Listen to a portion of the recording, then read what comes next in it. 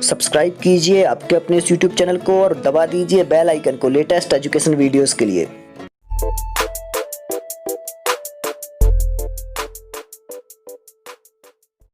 Hi friends, कैसे हैं आप लोग। आशा करता हूं आप सब लोग ठीक होंगे और अपना अभ्यास निरंतर कर रहे होंगे। चलिए आज के इस वीडियो में पुनः शुरू कर रहे हैं कुछ महत्वपूर्ण प्रश्नों को, जो कि संस्कृत पेडागोजी की दृष्टि से बहुत ज़्यादा उपयोगी हैं। और कई संस्कृत प्रतियोगी परीक्षाएं ऐसी भी होती हैं जिनमें संस्कृत टू संस्कृत पूछे जाते हैं, तो इसके भी अपन ने बहुत सारे वीडियोज़ अपलोड किए हैं। लेकिन इसके अलावा जो मुझे हिंदी में भी क्वेश्चंस मिलते हैं, क्योंकि कई प्रतियोगी परीक्षाओं में हिंदी में पूछे जाते हैं, तो इनको भी मैंने यहाँ पर लिखा है, क्योंकि इनका संस्कृत में अनुवाद करके और फिर प्रश्न पूछ लिए जाते हैं, तो इसलिए भी ये ज़्यादा महत्वपूर्ण है। और आप लोग इस चैनल को सब्सक्राइब जरूर कर लें, जिससे कि अगले जो भी वीडियोज़ रहें वो आपके पास पहुंच जाएं, और आप अपने मित्रों को भी शेयर करें, जिससे कि अन्य लोगों के पास भी पहुंचे। चलिए शुरू करते हैं। नाटक पाठ्य योजना में शिक्षक रंगमंच पर कराता है, तो क्या कराता है रंगमंच पर? तो सीधी सीधी बात है, अभिनय कराएगा। वहाँ पर ऑप्शंस दिए हुए हैं। लेखन, तो लेखन वाली कोई चर्चा नहीं है। वाचन भी नहीं कराएगा, पठन भी नहीं कराएगा, मतलब पाठन नहीं कराएगा। तो अभिनय कराता है, ये सभी ने पढ़ा हुआ है। जब भी रंगमंच की चर्चा किसी प्रश्न में आती है तो आपको सीधे सीधे अभिनय पर ही टिक करना है और किसी भी प्रकार से कोई उत्तर नहीं देखना। फिर भी एक बार आप पढ़ लेंगे तो आगे चलते हैं। संस्कृत अनुवाद विधा के अंतर्गत पाठ्य योजना में सामान्य उद्देश्य है। तो देखिए प्रश्न में क्या कहा है, अनुवाद विधा। तो अनुवाद विधा की बात यहाँ पर आ गई है। तो अनुवाद विधा में दो भाषाओं का ज्ञान आवश्यक होता है। तो इसी प्रकार से अपन को ऑप्शन देखना है। सबसे पहला ऑप्शन दिया हुआ है धन के प्रति रुचि पैदा करना। तो संस्कृत अनुवाद विधा का ये तो कोई उद्देश्य नहीं हुआ। समाज के प्रति रुचि उत्पन्न करना, तो समाज के प्रति रुचि उत्पन्न क्यों कराएंगे, क्योंकि संस्कृत के प्रति रुचि उत्पन्न कराएं तो वो भी ठीक है। आगे क्या कहा, छात्रों का संस्कृत भाषा के प्रति अनुराग उत्पन्न कराना, बिल्कुल ठीक। ये रहेगा अपन को सही उत्तर, यही मिल गया कि संस्कृत भाषा के प्रति अनुराग उत्पन्न कराना है अनुवाद विधा का जो कि सामान्य उद्देश्य। इनमें से कोई नहीं, तो ये बिल्कुल गलत है, क्योंकि एक उत्तर अपना सही हो चुका है। आगे चलते हैं। अगले प्रश्न पर दिया हुआ है अनुवाद विधा के अंतर्गत पाठ्य योजना के क्रम में सही नहीं है।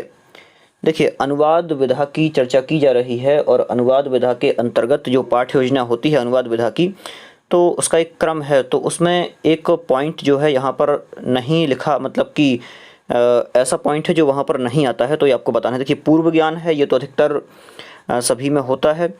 आकलन जो है ये थोड़ा सा अलग लग रहा है, लेकिन औपचारिक बिंदु भी होते हैं, सामान्य उद्देश्य भी होते हैं। तो ये जो है आकलन, ये बिल्कुल से अलग है, ये पाठ्य योजना के क्रम में नहीं है।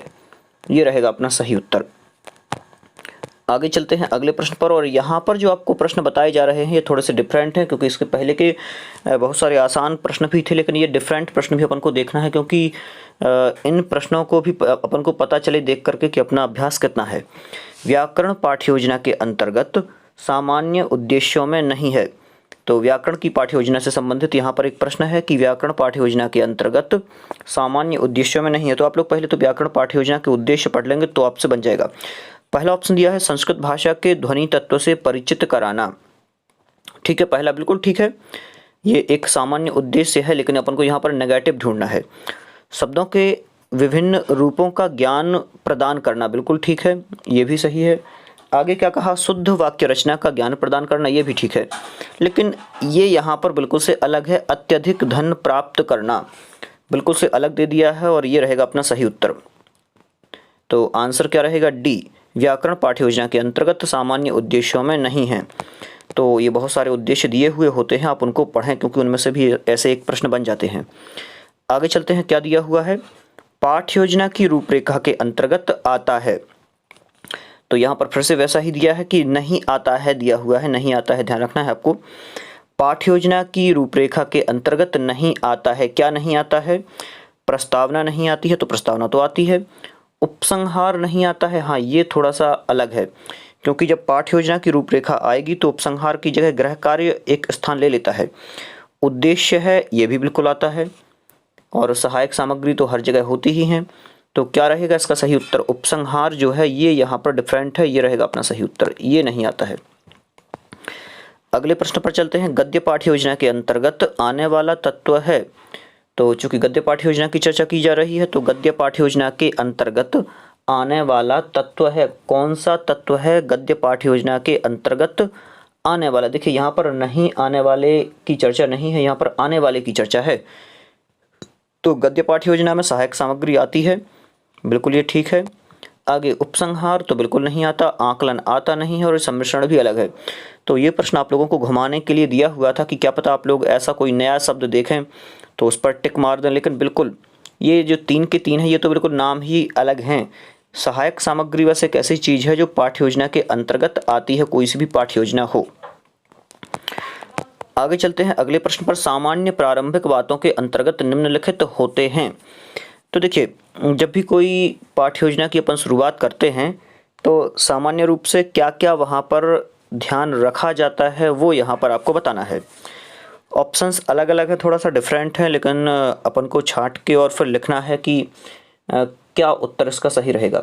सामान्य प्रारंभिक बातों के अंतर्गत सम्मिलित होते हैं, तो क्या क्या सम्मिलित होते हैं ये बताना। देखिए कक्षा, विषय, विभाग और दिनांक, ठीक है, ये होते हैं शामिल। आगे चलते हैं, लेकिन यहाँ पर सामान्य प्रारंभिक बातों में ये जो और ऑप्शंस देख लेते हैं पहले, क्योंकि और इसमें एक्स्ट्रा ये चारों के चारों क्योंकि शामिल हैं, लेकिन इसके अलावा भी और सही चाहिए। विषय, प्रकरण, कक्षा और दिनांक, चलिए ये भी एक ठीक है। प्रकरण, कक्षा, विभाग और दिनांक, ये भी ठीक है। आगे क्या कहा? विषय, प्रकरण, कक्षा, विभाग और दिनांक, ये रहेगा इसका सही उत्तर, क्योंकि इसमें सभी का समावेश कर दिया है, एक और एक्स्ट्रा दिया हुआ है, ये रहेगा ये सही उत्तर। वहाँ पर 4 की चर्चा है, यहाँ 5 की है। आगे चलते हैं अगले प्रश्न पर। क्या दिया हुआ है? पाठ्य योजना की रूपरेखा के अंतर्गत नहीं आता है। तो पाठ्य योजना की रूपरेखा के अंतर्गत क्या नहीं आता है आपको ये बताना है। तो सही उत्तर क्या रहेगा? प्रस्तावना, बिल्कुल ठीक है। उपसंहार दिया हुआ है, उद्देश्य दिया हुआ है और इसके अलावा सहायक सामग्री दी है। तो पाठ्य योजना की जब रूपरेखा बनती है तो उसके अंतर्गत उपसंहार जो है ये बिल्कुल से डिफरेंट होता है, ये रहेगा इसका सही उत्तर। आगे चलते हैं अगले प्रश्न पर। पाठ्य योजना के कितने प्रारूप अधिक प्रचलित हैं? जो पाठ्य योजना है तो पाठ्य योजना के कितने प्रारूप हैं जो बहुत ज़्यादा प्रचलित हैं? पाठ्य योजना के कितने प्रारूप हैं जो बहुत ज़्यादा प्रचलित हैं ये आपको बताना है। ऑप्शंस क्रमशः दिए हुए हैं 2, 5, 3 और फिर से यहाँ पर 2 ऑप्शन में दिया हुआ है, चूँकि 2 आप लोग वहाँ पर ना करें और भी कुछ कर सकते हैं। सही उत्तर क्या रहेगा? सी, ये रहेगा। 3 प्रारूप जो हैं वो अत्यधिक प्रचलित हैं। आगे चलते हैं, यहाँ पर एक कथन दिया है जिसमें अपन को वैज्ञानिक जो है उनका नाम खोजना है, मनोवैज्ञानिक का नाम। तो आगे ऑप्शंस देख लेते हैं, प्रश्न पढ़ लेते हैं। शिक्षण व्यवस्था के सभी पक्षों के व्यावहारिक रूप का आलेख ही पाठ्य योजना है। क्या कह रहे हैं? शिक्षण व्यवस्था के सभी पक्षों के व्यावहारिक रूप का आलेख ही पाठ्य योजना है। तो ये किसने कहा था? शिक्षण व्यवस्था के सभी पक्षों के व्यावहारिक रूप का आलेख ही पाठ्य योजना है, ये किसने कहा था ये आपको बताना है। तो ये डेबीज महोदय का कथन है। डायरेक्ट ऑप्शन पर चलते हैं, किसका कथन है? डेबीज महोदय जो हैं ये इनका कथन है, ये रहेगा इसका सही उत्तर। आगे अगले प्रश्न पर चलते हैं। शिक्षण क्रियाओं तथा उद्देश्यों के आलेख को पाठ्य योजना कहते हैं। क्या कह रहे हैं? शिक्षण प्रक्रियाओं तथा उद्देश्यों के आलेख को पाठ्य योजना कहते हैं। ये परिभाषा किसने दी? वासिंग महोदय की है, डेबीज महोदय की है, कीथ महोदय की है या फिर विनिंग महोदय की है? तो किनकी ये परिभाषा है जल्दी से आप लोगों को बताना है। शिक्षण क्रियाओं तथा उद्देश्यों के आलेख को पाठ्य योजना कहते हैं, क्या रहेगा इसका सही उत्तर? तो वासिंग महोदय की ये परिभाषा है जो फर्स्ट दिया हुआ है, ये रहेगा इसका सही उत्तर। आगे चलते हैं अगले प्रश्न पर। दिया हुआ है पाठ्य योजना का आविर्भाव हुआ। तो पाठ्य योजना का आविर्भाव कहाँ से हुआ ये बताना है आपको। पाठ्य योजना के आविर्भाव की जब चर्चा आती है तो गेस्टाल्टवाद का नाम स्वतः ही उपस्थित होता है। ऑप्शंस पे अपन को किसी भी प्रकार से देखना है गेस्टाल्टवाद कहाँ दिया है। तो पाठ्य योजना का आविर्भाव समाजशास्त्र से बिल्कुल से गलत हो जाएगा, संस्कृत से ये भी गलत हो जाएगा, राजनीति से और भी गलत हो जाएगा। तो गेस्टाल्टवाद मनोविज्ञान से इसका आविर्भाव हुआ और यही हमारा सही उत्तर है। आगे चलते हैं अगले प्रश्न पर। शिक्षण व्यवस्था के सभी पक्षों के व्यावहारिक रूप का आलेख ही पाठ्य योजना है। तो ये प्रश्न हाँ थोड़ा सा इसमें डिफरेंट है। इसके पहले जो क्वेश्चन था उसको देख लेते हैं अपन। हाँ, इसमें थोड़ा सा अलग है, ये परिभाषा अलग है, बिल्कुल ठीक। तो यहाँ क्या दिया हुआ है, शिक्षण व्यवस्था के सभी पक्षों के व्यावहारिक रूप का आलेख ही पाठ्य योजना है। तो इसका सही उत्तर क्या रहेगा, डेबीज जो है ये इसका भी सही उत्तर होगा। शायद रिपीट हुआ है क्वेश्चन, कोई दिक्कत नहीं है। चलते हैं अगले प्रश्न पर। प्रश्नोत्तर कौशल संस्कृत गद्य शिक्षण की किस विधा में अधिक उपयोगी है। क्या कह रहे हैं, प्रश्नोत्तर कौशल की चर्चा है कि प्रश्नोत्तर कौशल जो है वो संस्कृत गद्य शिक्षण की किस विधा में अधिक उपयोगी है। तो नाट्य विधा में अधिक उपयोगी है, या फिर कहानी लेखन में अधिक उपयोगी है, या फिर पद्य विधा में अधिक उपयोगी है, या फिर गद्य विधा में अधिक उपयोगी है। तो कहाँ पर अधिक उपयोगी है आपको ये बताना है। तो सही उत्तर क्या रहेगा, प्रश्नोत्तर कौशल की चर्चा की गई है, ध्यान रखना आप लोग। और हमेशा जब भी प्रश्न पूछा जाए तो वहाँ पर कौशल आप लोग देख लें कि कौन से कौशल की चर्चा है। तो प्रश्नोत्तर कौशल की चर्चा है यहाँ पर, तो गद्य आपको देखना पड़ेगा, गद्य विधा में, गद्य विधा में ये रहेगा सही उत्तर। प्रश्न भी देख लें, प्रश्न में भी कभी कभी उत्तर मिल जाया करते हैं। चलिए अगले प्रश्न पर चलते हैं। श्यामपट्ट शिक्षक का श्यामपट्ट शिक्षण जो है वो शिक्षक का है, क्या है शिक्षक का, श्रम का कारण है। क्यों श्रम का कारण है, मतलब कि वो पढ़ा रहा है, उसको पैसा दे रहा है, तो क्या श्रम का कारण है। घनिष्ठ मित्र है, शत्रु है, या फिर अपमान का कारण है। तो श्रम का कारण तो होगा नहीं, शत्रु है नहीं, अपमान का कारण भी नहीं है, तो घनिष्ठ मित्र होगा। जो श्यामपट्ट है वो घनिष्ठ मित्र है, श्यामपट्ट शिक्षण। आगे चलते हैं। श्यामपट्ट कौशल शिक्षक के लिए लाभकारी होता है। कैसे लाभकारी होता है श्यामपट्ट कौशल शिक्षक के लिए, भाषा तत्वों के स्पष्टीकरण करने के लिए, इनमें से कोई नहीं, कम श्रम करने के लिए, समय व्यतीत करने के लिए। तो ये तो ऑप्शंस बिल्कुल से गलत ही दे दिए हैं, तो ये जो हटके हों उनको तो अलग ही कर देना है। लेकिन ये रहेगा सही उत्तर, भाषा तत्वों के स्पष्टीकरण के लिए, ये होगा इसका सही उत्तर, भाषा तत्वों के स्पष्टीकरण के लिए, ये रहेगा सही। आगे चलते हैं अगले प्रश्न पर। दिया हुआ है अन्वेषण प्रधान कौशल में समस्या प्रतिपादन के बाद छात्र प्रयास करता है।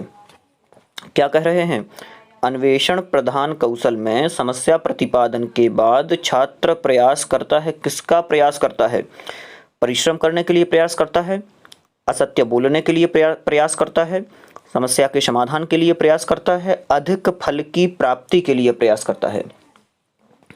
फिर से एक बार प्रश्न देख लेते हैं। अन्वेषण प्रधान कौशल में समस्या प्रतिपादन के लिए या फिर समस्या प्रतिपादन के बाद छात्र प्रयास करता है, तो किस लिए प्रयास करता है ये आपको बताना है। ऑप्शंस दिए हुए हैं, परिश्रम ना करने के लिए, तो ये तो बिल्कुल से गलत हो गया, असत्य बोलने के लिए भी गलत हो गया।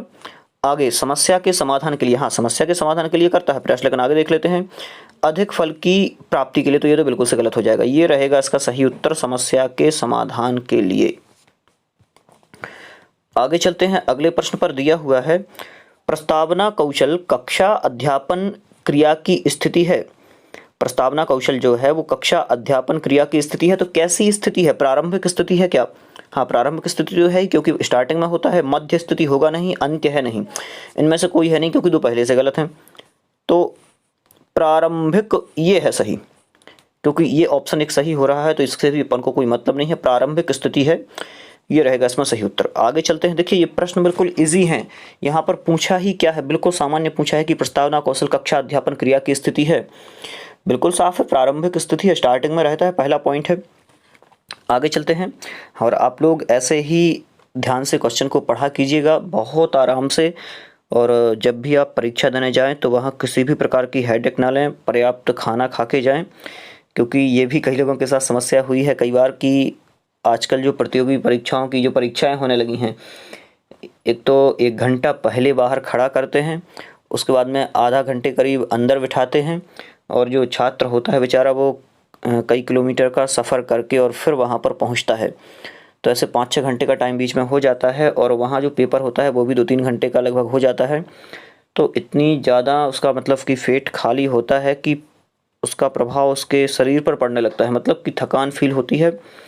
तो आप लोग जब भी पेपर देने जाएं पर्याप्त थोड़ा सा कुछ खाना खा के जाएं, जिससे कि वहाँ आपको एनर्जी मिलती रहे माइंड को। ये भी मतलब कि कुछ छोटी छोटी सी बातें होती हैं जो वहाँ पर कार्य करती हैं। आप लोग सोच रहे होंगे कि मैं पढ़ाई की टेंशन के आगे खाना किसको दिखता है, लेकिन ऐसा नहीं है। ये सब चीज़ें भी बहुत ज़्यादा ज़रूरी है। मैंने जो वहाँ फ़ील किया है और मेरे जो मित्र हैं उन लोगों ने जो वहाँ फ़ील किया है वो आप लोगों को बता रहा हूँ। आप कभी भी जो आजकल ऑनलाइन प्रतियोगी परीक्षाएं हो रही हैं मध्य प्रदेश आदि में, उनमें तो आप पर्याप्त ऐसा कुछ करके जाएं जिससे कि आगे आपको उस टाइम में समस्या ना हो। क्योंकि 1-1, 2-2 घंटे पहले बुला लिया जाता है, और वैसे भी आप लोग 2-2, 3-3 घंटे का सफ़र तय करके आते हैं, तो 5 घंटे तो यही हो जाते हैं, और 2 घंटे वहाँ पर बैठने का तो 5-7 घंटे बहुत होते हैं। तो आप लोग ये भी ध्यान रखें। अगला प्रश्न है, प्रस्तावना कौशल का प्रयोग कक्षा द्वारा शिक्षक द्वारा कब किया जाता है? बिल्कुल ठीक। प्रस्तावना कौशल जो मैंने अभी बताया है आप लोगों को, तो प्रस्तावना कौशल का प्रयोग शिक्षक के द्वारा कब किया जाता है ये आपको बताना है। तो पहले ऑप्शन दिया हुआ है परीक्षा काल में। बिल्कुल परीक्षा काल में तो नहीं होगा, इनमें से कोई नहीं, अभी बाद में पता चलेगा इसका। मूल्यांकन के समय भी नहीं। तो सही क्या रहेगा? नवीन पाठ को प्रारंभ करते समय। बिल्कुल, नवीन पाठ को प्रारंभ करते समय प्रस्तावना कौशल का प्रयोग होता है। आगे चलते हैं, शिक्षाविद बोर्ग के अनुसार शिक्षण कौशल हैं। देखिए, इन शिक्षाविदों से संबंधित भी एक ना एक प्रश्न देखने को मिलता है। तो आप तो ऐसा कीजिए कि जहाँ भी शिक्षाविदों के प्रश्न मिलें तो आपने नोट्स तैयार किए होंगे, वहाँ पर आप एक पॉइंट डाल लें, एक पॉइंट टू पॉइंट लिखते चलें कि इस शिक्षाविद ने ये कहा है, इन शिक्षाविद ने ये कहा है, ऐसा इन शिक्षाविद ने इन्हें इतना माना है, कौशलों को इतना माना है। तो ऐसे बहुत सारे जब 100-50 प्रश्न हो जाते हैं तो फिर कोई दिक्कत नहीं होती। तो शिक्षाविद बोर्ग के अनुसार शिक्षण कौशल है तो 18 प्रकार का है, 13 प्रकार का है, 15 प्रकार का है, 14 प्रकार का है।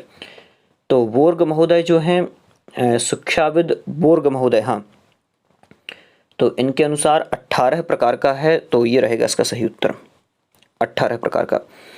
आगे चलते हैं, कौशल के सही उपयोग से शिक्षक प्रशिक्षण में सुनिश्चित की जा सकती है। क्या सुनिश्चित की जा सकती है? श्रम की महत्वता। बिल्कुल सही, गलत दे देते हैं यहाँ पर। श्रम की महत्वता से कोई मतलब नहीं है। धन की उपलब्धि भी महत्व नहीं है। गुणवत्ता, हाँ, गुणवत्ता को जो है सुनिश्चित किया जा सकता है। सफलता भी की जा सकती है, लेकिन यहाँ जो कंप्लीट बहुत ज़्यादा सही है ये वाला ऑप्शन है। तो क्या रहेगा सही उत्तर? कौशलों के सही उपयोग से शिक्षक प्रशिक्षण में सुनिश्चित की जा सकती है, गुणवत्ता जो है वो सुनिश्चित की जा सकती है। बिल्कुल, ये रहेगा इसका सही उत्तर। और लगभग प्रश्न खत्म हो रहे हैं। ये अंतिम प्रश्न है आज के सेशन का, जिसमें एलन और रियान महोदय के बारे में यहाँ पर प्रश्न है। एलन और रियान के अनुसार कितने शिक्षण कौशलों को सूचीबद्ध किया गया है? तो रियान और एलन महोदय हैं, इनके अनुसार शिक्षण कौशलों को कितने शिक्षण कौशलों को सूचीबद्ध किया गया है ये आपको बताना है। तो सही ऑप्शन क्या रहेगा, उत्तर क्या रहेगा? 14, ये रहेगा इसका सही उत्तर। 14 शिक्षण कौशलों को इन्होंने सूचीबद्ध किया हुआ है। तो आज के लिए इतना ही रहने देते हैं। लगभग इस वीडियो में 15 एक क्वेश्चन और बचे हैं, तो सोच रहा हूं कि अगले वीडियो में उन 15 क्वेश्चन को दे दूं, क्योंकि 17-18 मिनट अभी हो चुके हैं और फिर ज़्यादा बड़ा वीडियो होता है तो भी आप लोगों को थोड़ी सी प्रॉब्लम होने लगती है। इसलिए कोशिश यही करूंगा कि 15 से 20 मिनट का ही पर डे का वीडियो रखूं। और अभी ये वीडियो अपलोड कर रहा हूं, इसके बाद तुरंत फिर दूसरा वीडियो अपलोड करूंगा। बहुत बहुत धन्यवाद।